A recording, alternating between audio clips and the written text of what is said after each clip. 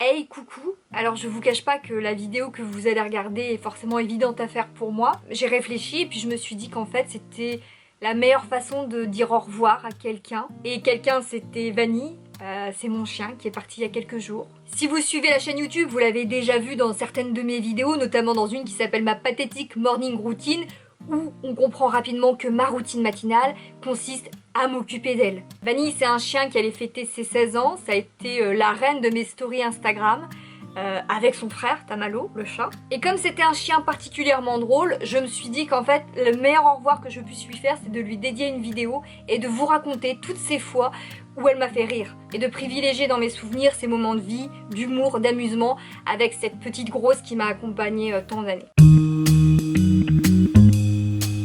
Alors la première anecdote que j'ai envie de vous raconter, c'était un jour où j'étais très triste. Ça remonte bien à 8 ans, donc dites-vous qu'à cette époque, Vanille n'était pas une petite vieille. Elle était vraiment en forme, il n'y avait pas de problème, c'était un petit chien dynamique, parfaitement conscient de tout. On est en journée et je m'isole dans la chambre, je vais dans le lit et je pleure beaucoup, je suis vraiment très malheureuse. Et j'habitais un très grand appartement et j'entends clic, clic, clic, clic, clic, clic, clic. C'est des petites griffes de Vanille comme ça qui marchent sur le parquet et qui viennent jusqu'à ma chambre. Donc moi je suis dans mon lit en train de pleurer, je tourne la tête et je la vois, elle est dans le couloir et elle me regarde. Et moi je suis vachement émue et je lui fais « Oh mon bébé, t'es venu voir maman hein? T'as senti qu'elle était triste ?» Et elle s'avance comme ça davantage jusqu'à entrer dans la chambre. Et à ce moment-là, dans ma tête me reviennent, vous savez, un peu toutes ces phrases qu'on a déjà entendues, comme quoi les animaux sentent la douleur, la peine de leur être humain, ils sont empathiques, alors quand vous n'êtes pas bien, bah, votre animal va venir vers vous. Et souvent on le voit même dans des vidéos, le chien met la patte comme ça, plein de compassion, ou vient se coucher sur le cœur de son maître pour le consoler, pour le bercer. Donc moi, à ce moment-là, je crois que c'est ce que je vis. Donc Vanille approche vraiment près de moi, me regarde avec ses deux petites billes noires comme ça. Et moi en larmes, encore plus émotionnée de voir tant de gentillesse de la part de mon chien, je double mes larmes, je fais « Oh mon amour, t'es venu consoler maman hein ?» Et là elle prend un temps, elle me regarde, elle se retourne, elle me pète à la gueule et elle se barre. Pour me réconforter, mon chien m'a pété à la gueule avant de se barrer. On n'était pas franchement sur un chien très empathique. Oh écoute, hein, tu vas t'en remettre. Bon allez, j'y retourne. Ou alors c'était son meilleur moyen de réconfort parce que force est de reconnaître que j'ai explosé de rire et que du coup, bon ben, je suis passée un peu plus vite à autre chose. Vanille, c'est aussi un chien qui a connu son heure de gloire, évidemment sur mes réseaux sociaux où elle a été adorée, mais elle a quand même joué dans des petits films, dans des petites séries. Limite, elle a eu un meilleur CV que moi. Et je pense qu'elle avait vraiment ce goût et ce talent pour l'acting. Un soir, Vanille est littéralement en train de dépérir. C'est le week-end, il est déjà très tard, on est aux alentours de 23h, 23h30. Et ça fait 2 heures que mes mères, là, elles se traînent, elle réagit plus trop, elle délaisse sa gamelle d'eau, elle délaisse sa gamelle de croquettes. On lui propose de monter sur le canapé, non, elle ne veut pas. Alors là on commence vraiment à s'inquiéter, moi je prends mon chien, je le mets sur le canapé à côté de moi, je la caresse, je lui parle, mais alors mon cœur, qu'est-ce qui va pas, qu'est-ce qui va pas? Le regard triste, l'air apathique, plus d'énergie. Faut savoir qu'un an plus tôt en plus elle s'était fait mal à la patte, donc elle avait une patte plâtrée. Elle avait boité un petit peu dans les premiers temps, tout ça s'était bien remis dans l'ordre, elle avait plus de séquelles et là elle se remet à boiter. Donc évidemment on commence à être en panique. Elle est dans un tel état, on se dit on peut pas attendre davantage, demain c'est dimanche, on va pas attendre jusque lundi, on appelle SOS Veto. Donc vous vous imaginez, c'est le week-end, de nuit, c'est SOS vétérinaire, c'est les prix parisiens, mais évidemment ça n'a aucune espèce d'importance. L'important c'est qu'il nous soigne notre chien. Et donc on patiente, on attend l'arrivée. Le moment où le vétérinaire arrive enfin, qu'est-ce qu'il fait? Bah normal, il appuie sur la sonnette et là qu'est-ce que je vois? Mon agonisante depuis 3 heures qui entend la sonnerie et qui tape une pointe en aboyant jusqu'à la porte d'entrée. L'appart était vraiment très grand, donc du canapé jusqu'à la porte d'entrée, il y avait moyen vraiment de faire une belle balade. Et je la vois, elle gambade. J'arrive au niveau de la porte, elle est comme ça, en train de frétiller de la queue. Est-ce que vous imaginez comment à ce moment-là, moi, derrière la porte, je me sens? C'est-à-dire je vais devoir ouvrir au vétérinaire, qui a donc bien entendu un chien vigoureux derrière la porte, que je vais devoir lui expliquer que le chien que je lui ai décrit donc au téléphone à l'agonie, vraiment en pleine décrépitude, vivant ses derniers instants, c'est ce même chien qui frétille de tout son luxe. Donc j'ouvre la porte. Bonjour docteur. Alors oui, où est le chien malade? C'est celui-là, vous savez, celui qui vous renifle la jambe avec enthousiasme et sympathie. Oui, voilà, celui qui ne boite plus non plus d'ailleurs, qui apparemment va très très bien, et qui est en train de vous montrer la direction du salon pour vous amener jusqu'au canapé, puisqu'apparemment elle fait aussi des visites d'appartement. Hein. Franchement, je pense que le gars nous a pris pour des fous, ou ce genre de personnes, vous savez, qui s'affolent pour un rien, parce que j'avais beau lui dire, mais je vous promets, docteur, mais il y a pas 20 minutes, et elle était encore étendue de sous son flanc comme ça, c'est limite, elle nous faisait ses derniers adieux, j'aurais pu mettre du violon là en musique derrière que ça fonctionnait. Franchement, il était un peu désabusé, il nous a pas vraiment cru, il a claqué le stéthoscope, machin, il a vérifié, elle avait rien. Bien entendu, Vanille allait très bien, elle s'est mise à boire, elle s'est dit tiens, ça y est, j'ai un petit creux, je vais aller taper dans mes croquettes, et moi, moi, qu'est-ce que j'ai fait? Moi, j'ai fait le chèque. Hein. 120 € pour m'assurer qu'elle aille bien. C'est... Merci, Vanille. Vanille, c'était aussi un chien qui adorait les êtres humains, mais elle était assez égocentrique. Dans la rue, si elle croisait d'autres chiens qui venaient la sentir, elle était pas franchement intéressée. Vous voyez, ce genre de chien qui snob les autres, qui fait « Ouais, tu ne m'intéresses pas, caniche. Par contre, ton maître, je vais faire ma mignonne et j'obtiendrai une caresse. Parce que c'est moi la plus belle. » C'était le genre de chien, quand tu l'amenais en soirée, tout le monde y va de sa petite caresse, oh elle est mignonne, elle est ceci. Elle se laissait caresser, puis elle repérait le seul être humain qui n'était pas franchement intéressé par elle, et elle lui faisait du forcing. C'est-à-dire que tu pouvais l'appeler pour lui dire, bah viens vers moi plutôt, moi je vais te faire des petits câlins. Non, elle voulait conquérir la seule personne qui n'était pas sous son charme. Ce qui fait que partout où elle allait, elle se sentait vraiment comme chez elle, c'est-à-dire qu'elle arrivait avec un air un peu conquérant, avec son gros cul là comme ça qu'ils ont dîné. Donc elle faisait comme ça le tour du propriétaire, elle sentait tout, elle repérait les lieux, où est-ce que je serais la mieux installée, bref, elle était chez elle partout. Forte de cette confiance en elle, elle pensait aussi que arriver chez quelqu'un d'autre qui avait un chat ne l'empêchait pas, elle, d'être malgré tout la reine. Et c'est un jour ce qui s'est passé quand je suis allée chez mon père et chez ma belle-mère dans le Nord. Ils avaient recueilli un petit chat depuis quelques mois, donc à ce moment-là, il devait avoir peut-être 4-5 mois. Et donc quand on arrive chez eux, évidemment comme toujours Vanille en première ligne, hop, elle avance, et qu'est-ce qu'elle voit au loin? Au bout du couloir, le chat. J'essaye de la retenir, mais trop tard, elle lui fonce déjà dessus, le chat se carapate. Je me dis quand même que c'est pas cool, le chat il est chez lui, nous on vient passer 2 jours, ça y est, elle le chasse, mais passons. Et dans la config de la maison, faut que vous visualisiez ce que moi j'ai vu. Quand t'étais assis dans le canapé, en face de toi t'avais les murs, mais t'avais aussi une grande arche. Une grande arche qui, elle, était ouverte et qui donnait sur le couloir de l'entrée. Et moi, la petite, je l'ai vue sortir par l'arche et disparaître derrière le mur, et donc elle est près de la porte d'entrée, elle doit humer, farfouiller quelque chose. Et de l'autre côté, je vois apparaître le petit chat noir, et là, c'est un dessin animé. Vanille a dû s'en apercevoir, le chat se met à tracer dans l'autre sens, Vanille le course. 30 secondes plus tard, je vois Vanille qui déboule, mais en sens inverse, avec le chat sur son dos. Le chat était agrippé sur Vanille.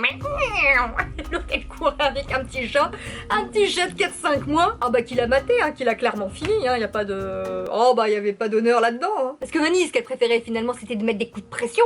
C'est pas vraiment le courage qui la définissait. Dans mon ancien appartement, quand il s'agissait de la sortir, je pouvais basculer derrière l'immeuble et en fait il y avait une espèce de petite ruelle comme ça où il y avait pas de voiture, il y avait que des apparts, donc je la baladais sans laisse. Et on croisait régulièrement un chat qui appartenait à un voisin et voilà, il faisait aussi sa balade. Donc régulièrement, Vanille, hein, qui pensait que dès qu'elle faisait sa balade, en fait le monde lui appartenait, le coursait, le chat se barrait, elle était contente, elle était fière, elle continuait. Sauf qu'un jour, ce même chat, il est là, il est posé, tranquille, tu vois, sur le bout du trottoir.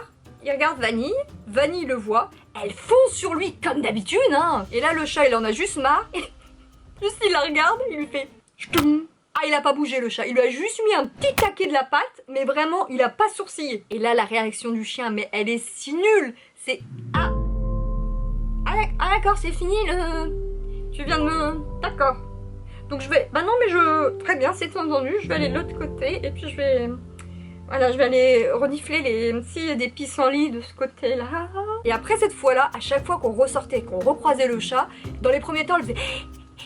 Ah non, c'est vrai que je ne peux plus. Voilà, bah je ne t'ai pas vu, hein, je ne t'ai pas vu, voilà. Hein, voilà le chat, tu es là-bas et puis moi je vais aller de l'autre côté. Voilà, je vais raser le mur bien opposé à celui d'où tu te trouves. Ah, voilà, on y va. Non, elle n'était pas vaillante.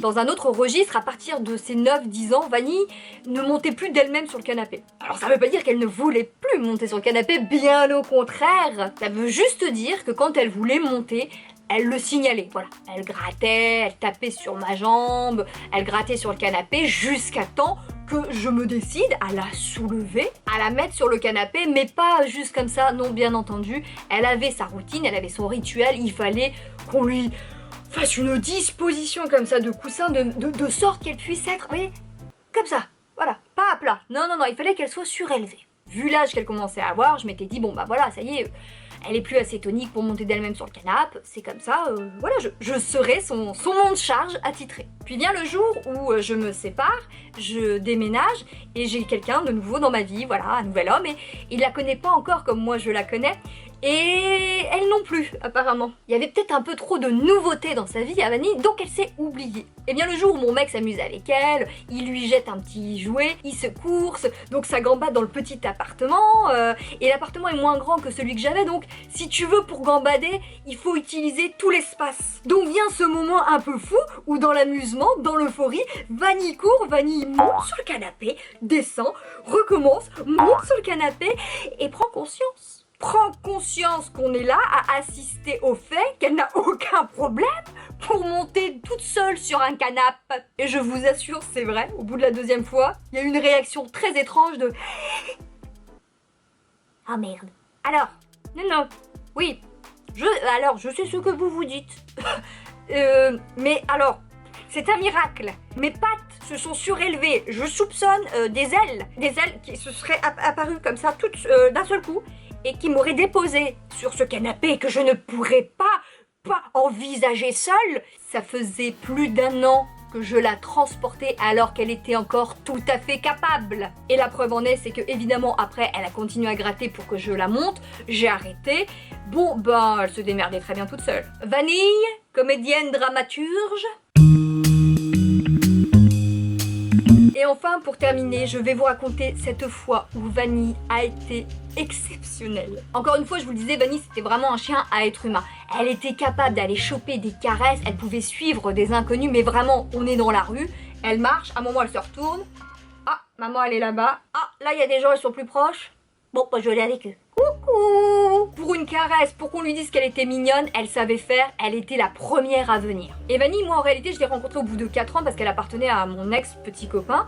Je m'en suis occupée pendant plus de 6 ans et je m'en suis occupée réellement, c'est-à-dire que je l'ai vraiment prise en charge. C'était devenu mon chien. Donc quand je me sépare, j'annonce que je vais récupérer ce chien qui commence à avoir 10 ans, qui va donc vieillir et je serai beaucoup plus assurée de la garder. Ça crée des tensions au moment de cette rupture. Je vais pas m'apesantir sur les détails, mais voilà, ça n'a pas été facile. Mon ex a une nouvelle petite copine qui intervient dans cette histoire. Bref, c'est un peu la misère. C'est un moment un peu chaotique. Vanille a rencontré cette nouvelle petite copine aussi. Et je suis persuadée que cette jeune femme s'en était très bien occupée le temps de ces quelques semaines. J'en suis absolument convaincue. Mais bien ce jour, avec un pote, on décide en fin d'après-midi d'aller se boire un coup. Voilà, sur la place, à côté, il fait bon. Et je prends évidemment Vanille. Et là, qui vois-je ? Je vois la nouvelle petite amie de mon ex qui vient à ma rencontre et qui vient me parler de mon ex. Bon, je suis toujours prompte au dialogue, je dis bah je t'en prie, installe-toi. Et évidemment, elle qui a connu Vanille durant peut-être quelques semaines, et encore une fois je suis persuadée, puisque derrière ça s'est confirmé, elle m'a dit que c'était elle qui la sortait, etc. Elle essaye de caresser Vanille, elle l'appelle, elle lui fait Vanille, coucou, Vanille, viens. Et là je vous jure que c'est vrai, ce même chien, mais qui m'aurait vendu pour quelques gratouilles de la part d'un inconnu, se met à reculer et fait le tour de la chaise et vient se caler, mais de manière à être inaccessible, c'est-à-dire sous ma chaise, mais vraiment, tu vois, voilà, bien en fond, et elle n'en sortira plus. Et là, comment vous dire, mais comment j'avais la fierté. Mais je me suis dit, hey, y a quoi là? C'est qui sa maîtresse? C'est moi ou c'est pas moi? T'as vu le chien? C'est moi ou c'est pas moi? Bah oui, c'était moi. Quoi qu'il en soit, je suis heureuse d'avoir vécu tous ces moments de vie avec elle, et ce jusqu'au bout. Et je suis ravie que vous ayez pu la rencontrer. Prenez soin d'eux, autant que vous prendriez soin de vous-même. Des bisous, à la prochaine. Ciao.